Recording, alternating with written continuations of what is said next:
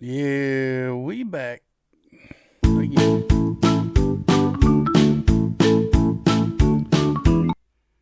What's up, everybody? Welcome back to another Beyond Clicking Clips. This is a podcast where we can tell you about life experience, a story, and I got hiccups.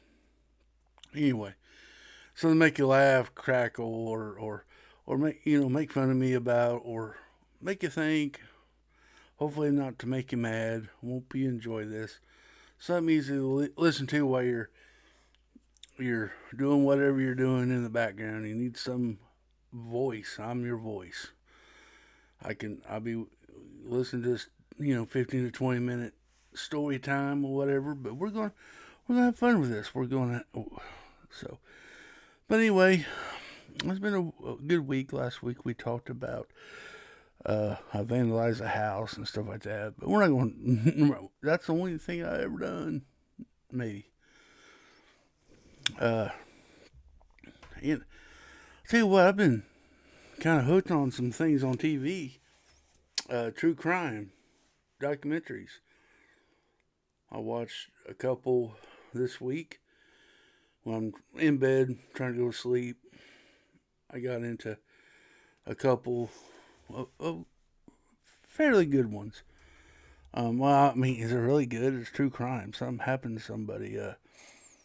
I watched the Alex Murdoch drama series, and I watched uh, Good American Family. Weird stuff, man. I don't get it. I, I guess there's circumstances out there for it. I don't know, but man, I just don't get some of these people. What goes on in their heads, and that's what I enjoy watching out of it is is what goes on in these people's heads. I think this is the right thing to do, and and they have their reasonings, and I don't 100% agree with them or understand it, but they have their reasonings, and so I've been kind of pondering that here lately. I've been like watching them shows, like you know, some of these people were high standing in their town.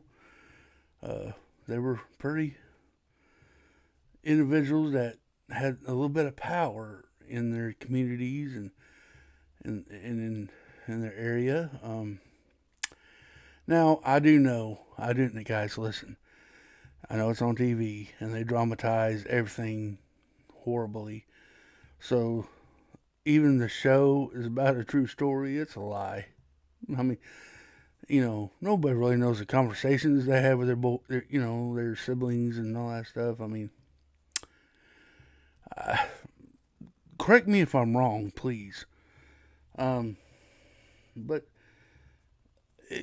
I just thought about that, and I know this is probably not the podcast we all came here for. But have you ever been in a situation? I'm not saying you guys like pew pewed anybody or done anything illegal or anything like that in real life. You may have. If you have, I don't know. None of my business. But as for myself, if I'd done anything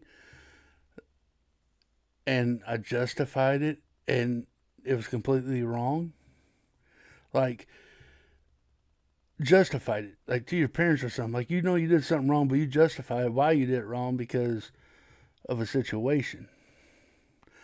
I did. I did that. I know I did. And I'll tell you the story. This is true crime click and clip style. Um, I remember when I was little, uh, my dad told me not to fight in high school. His motto was, if I fought in school, I better win there because I was going to lose at home. And he meant that. He didn't condone fighting. He did condone standing up for yourself and protecting yourself. But if there was a fight of nonsense, I expect to be in trouble when I get home because you don't go to school to do that. You go to school to learn, do your thing, come home. That was his mindset and that was his rule. And nothing wrong with that. I think that's what you're supposed to do. You're supposed to go to school to learn a little bit of social skills, make friends, and stuff like that. Not fight or bully. I'm 100% against bullying. But I do remember I went to school one day and we had a bully there. And I know what my dad said. I'll tell you the story. We had a handicapped kid in our class. He had dwarfism and I think something else too. And we had a bully. I'm not gonna mention no names. There ain't no use. It's just a story. It's a true story. It's a true crime. My style. But anyway, he was getting picked on by this bully, and he couldn't defend himself in any way, shape, or form. He tried. And that's when I stepped in. Um, he was trying to put the guy in the trash can. I'm like, no, not in my presence. He's not doing that. I intervened, and me and this guy had a couple rounds on the floor, wrestling and trying to hit each other. And of course, teacher comes, breaks us up. We go to the principal's office, and this guy's been in trouble before, so this is not a new thing to him. But to me, it was fairly new.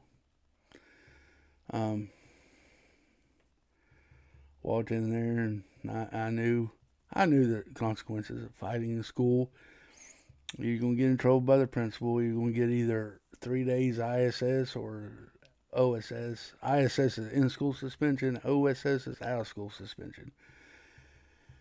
And I knew when I got home, I was gonna get in trouble because my dad's words rang clear in my head. If I get in a fight in school, you're going to lose at home.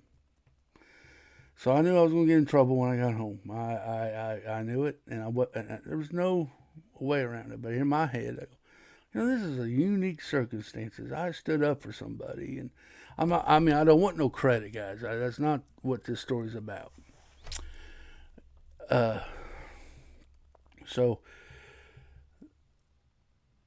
the rest of the day of school, it was just a weird day because I knew I was in trouble, and the anticipation of getting home, getting in trouble, you're not going to have a good afternoon. So I wasn't in a very good mood all day. I just kind of stayed to myself, and like I really just want to go home now and get my trouble done and over with.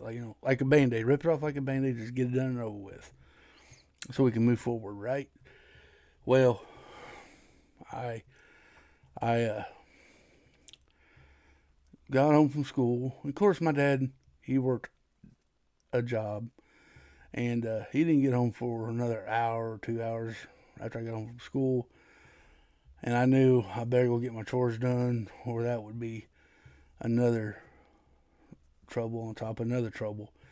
I told Mom what happened. I told Mom, I went in there, I said, I'm going to get in trouble. I got in a fight at school. And I told her the story, and I go, I know I'm going to get in trouble because my dad said, even though, defending myself, I'm still going to get in trouble because my dad's eyes, fighting was wrong. He always tried to do other things other than fight, and Dad really believed that, and I believe it today. This day too. I think we should do more talking than we need to be fighting. But anyway, I digress on that part. So we did my chores. Saw my dad coming up from the road, the dust flying behind his truck. I finishing up my chores, met him at the house, and I sat on the porch, and I told Dad, I said, I think we need to talk. And of course, my dad, okay, what? Well, he's like, what? What now? I told him the story, what happened. I was justifying what happened. I said, Dad, I know what you said about getting in a fight, and I was going to pay the consequences at home, so I better win the fight at school. And you could see him kind of looking at me. And I told him the story. This, handicapped kid, dwarfism, the bully of the school was trying to throw him in the trash can, and I was there. I was witnessing it because I was walking down the hallway when this happened, and I stepped in. and said, and I got in a fight with the bully, and Dad sat there for a minute, and I told Dad, I know what you told me, man. If I'm fighting school, I'm losing home, and I'm ready to prepare for my consequences. Is what I kind of told him. I'm here to face the buck, and I was justifying. I said it was a handicapped kid, Dad. I didn't go start it. He wasn't picking on me. I just intervened. Probably shouldn't have. I should have just went and got a teacher or a principal and done it that way. But in my mind, there was no time for that. The kid was going to be. I mean, that was going to be. He was going to get embarrassed, or feel ashamed. No, you don't do. Yeah. Anyway, and so I trying to justify it from Dad, and Dad, to my surprise, he just looked at me and said, "Son," I said, "you know the rule that I don't want you to fight in school. That's not what the school's there for. It's not there for fights. It's there to learn and do your schoolwork, and that's it. That's a, You're not there to go fight. You're not there to go play games. You're not there to go have fun. You're there to go to learn." And I said, "I know. I understand it because that's what you said, drilled in my head ever since I was starting to go to school." So I was preparing for the worst, and my dad just stood there and sat there on the. We had a little porch swing, and that's where we were sitting on, and I was waiting for him to get on to me, punish me. Back then, I did get a spanking, and he never did beat me. It wasn't a whooping. He spanked me because I deserved it, and looking back, every spanking I got, I deserved it. I mean, but he never did. And it wasn't child abuse or nothing. This is how I was raised. But so I was expecting it. He said, "Son, I'm not going to get on to you for sticking up for a person who can't stick up for themselves." He did say, "I'm kind of proud of you. I just, wished you went and told the principal or the teacher." And let's get this thing. I am not condoning fighting in school either. I'm not condoning doing what I did. And youngins, if you're young out there listening to this, go get a teacher or a principal. Do not play sheriff yourself. Saves you from the whole mess. But anyway, my dad just sat there and he said, "I'm kind of proud of you." And you could take that two ways. He could have been proud that I was man enough or whatever to stand up for somebody who is less fortunate. Or two, the other way is when he says kinda, it's like, "Man, I wish you didn't do that. I wish you just went and got a teacher or somebody and handled it that way. Maybe I'll learn next time." And he goes, "But I'm not going to punish you." He goes, "Looks like you punish yourself enough." I go, "Well, I just know your rules, Dad," is what I told him. I said, I never knew my dad to lie. And I never knew my dad not do something that he said he's going to do.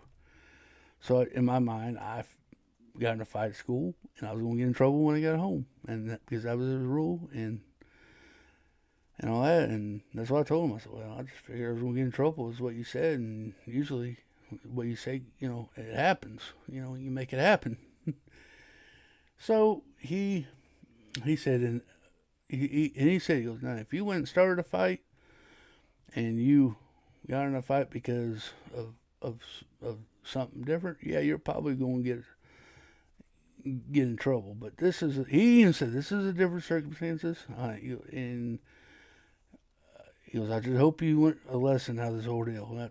And I said, "Yeah, I should have just went and got a teacher, like I said, or a principal, and let them handle it. That's what they're there for, to protect their kids." And in a sense, or or take care of that situation. And I said, well, Dad, and then I told him, this probably ain't it. And he said, what do you mean? I said, well, this kid, he loved to fight. That's what he thought he went to school for, is to be a fighter. He was a bully. I told Dad that he was a bully. He probably is going, when you get back to school, we're going to have words again. And Dad goes, well, what you need to do is go tell your teacher or tell a principal what you're afraid of or what you think is going to happen, and let them deal with it. He said, you just defend yourself and we'll go on from the rest. And so there goes my anxiety again. I'm like, crap, here we go.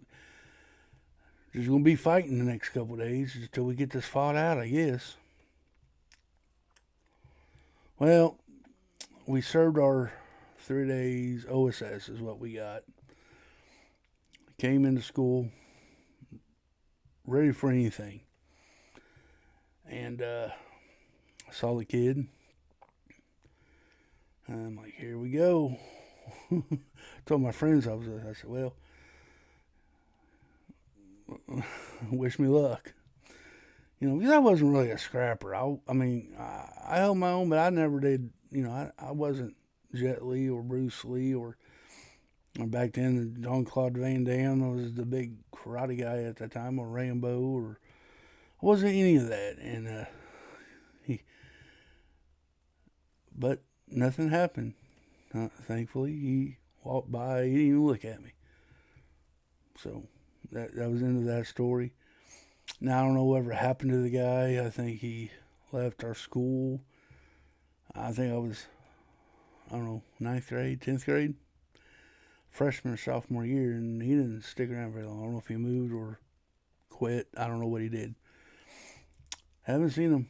I don't really know what happened to him. Hope he's doing well. Hope he's grown up and have a family and is being a positive part of the community now, not negative. And the handicapped guy, don't know what he's doing either.